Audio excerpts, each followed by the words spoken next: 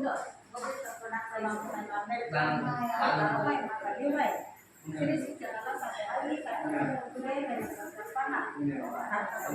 महासभा याचे अध्यक्ष बाळासाहेब आंबेडकर, तिचे अध्यक्ष ममता सावित्रीबाई आंबेडकर, त्यांच्या धर्मकार्य कोंदण कार्याध्यक्ष भीमराव आंबेडकर, त्याच्या धर्मकार्य कोंदण राष्ट्रीय सल्लागार तथा बाळासाहेब आंबेडकर यांच्या धर्मकार्य कोंदण तर गांधीने सर्व उपासक उपासिका आमचे घरीवर त्याला हे पंचायतपणा आज शारदाताईने खरखरच आम्हाला धर्म चांगल्या पद्धतीनं सांगितलाय, वंचने बी सांगितलाय. तर म्हणजे जुन्या आठवणी शारदाताई माझ्या संग बुद्धगयाला आलत्या. बरोबर 2007 3 वर्षाचा मुलगा होता त्याला. बरोबर 3 वर्षाचा मुलगा होता. ताई आलत्या. त्या ही जोडी होती आणि म्हणजे भोसले दादा होते ना त्याच्या मिसेस होत्या तिची आई. तर आम्ही सगळ्या बुद्धगयाला संगती गेलेलो. तेव्हा 5,500 बुद्धगयाला हे होतं तिकीट. तेव्हा आमचे पिपी गायकवाड जी यशनी बांधत होते म्हणजे त्यावेळेला तुम्ही म्हणलं होता हट्ट केला की मला बुद्धगयाला जायचं. तर भोसले गर्दी म्हणले ताई बघा गायकवाडला विचारा तुम्हाला यायचे. तर मला विचारलं तर म्हणजे तू लय हट्ट केला तर जा बाबा तुला पैसे आणि देतात. मग त्यावेळेस आपलं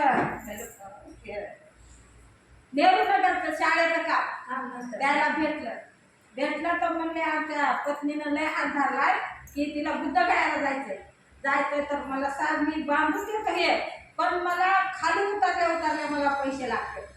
मग त्याने तिथं ते शाळेचं काम केलं, सलाम बांधला, पैसे आणले की पहिले माझ्या हातात दिले. अरे वा वा. पैसे दे छान. आता तू जा बुद्धगयाला. मग आले मी खुशीत आले. मग घेतले तिकडं घेतले पैसे भोसले गुरुजीला काय फोन बी नव्हता गेलं बोललेलं. मग पैसे भोसले गुरुजीकडे दिले. पीपी गायकवाड गुरुजी आम्ही निघालो. इथे उभं राहा काका. गुरुजी इथे उभं राहा. हां बोला. तर मग भोसले गुरुजी म्हणजे आम्ही गेलो. आमची चांगली ट्रीप झाली. मग त्यावेळेस आम्ही हेला चांदानी गावामध्ये आलो.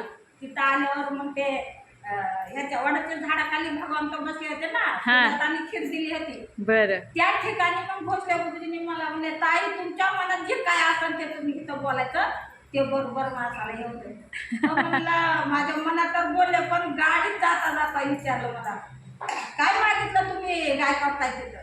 तर म्हणलं मी असं मागितलंय की मी ह्या वर्षी मी तुमच्या संग एकटे आले पण पुढच्या वर्षी काय ना 2 वर्षांनी 3 वर्षांनी का व्हायना आम्ही जोडीनं बुद्धगया पाहावा असं माझी इच्छा आहे. एवढी ते मी तर तिथं बोलले म्हणे. पण त्याच्यावर भोसले गुरुजी म्हणजे काय भारी तुम्ही शब्द काढा गायकवाड ताई तुम्ही आडाले आहेत पण खूप हुशार म्हणजे. बरोबर बोलल्यावर मग त्याला आनंद झाला. मग हसी खेळत आलं. तिथं आल्यावर त्याच्यावर 1 वर्षाने त्यावेळेस म्हणले गायकवाड साहेब जीवन घेतील का. तर म्हणलं गुरुजी आता तुमच्या हातात आहे ते माझ्या तर काय हातात नाही. मग आले म्हणले गायकवाड ताई बुद्धगयाला जाते कुठं जाते तुम्ही काय करता.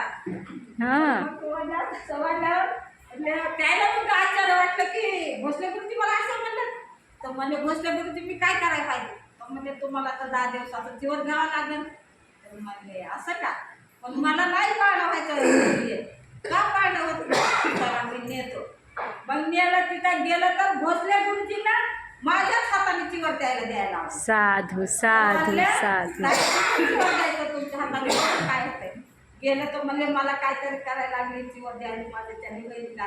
म्हणलं गा मग त्याला दुसऱ्या दिवशी आठवायला चिवर घातल्यावर मी एवढा माणूस या गटाला होतो पण हे चिवर मी हातावर घेतलाय तर माझं आज सोनं झालंय. बरोबर खरंच माझ्या पत्नीच हाताने मी चिवर घेतलंय आणि मी माझ्या जीवाचं सोनं करायला लागले असं. मग तिथं 2 दिवस रडत होते ते शिबिरात.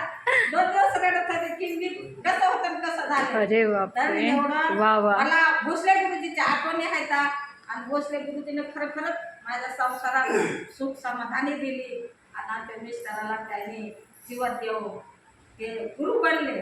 एवढंच मी बोलते. खूप छान खरंच मनोगत चांगलं व्यक्त केलं. गुरुजी 2 शब्द. ताई तुम्ही तिथेच उभं राहा कारण तुमचं अध्यक्षीय भाषण आहे ना. गुरुजी बोला तुम्ही तसंच. त्या हां ठिकाणी दिगोजीचं सोसायटी आपली ज्या भारतीय बौद्ध सभा यांच्या अध्यक्षता या ठिकाणी ताईचं नाव काय? शारदा. शारदा ताई.